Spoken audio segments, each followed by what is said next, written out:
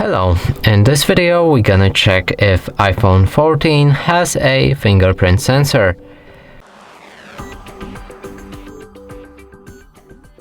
So to do this, let's open up our settings. Here we want to find the security tab, Face ID and passcode, that should be it. And right here we can't find the fingerprint sensor. If it's not here, we can also go for the search and search fingerprint.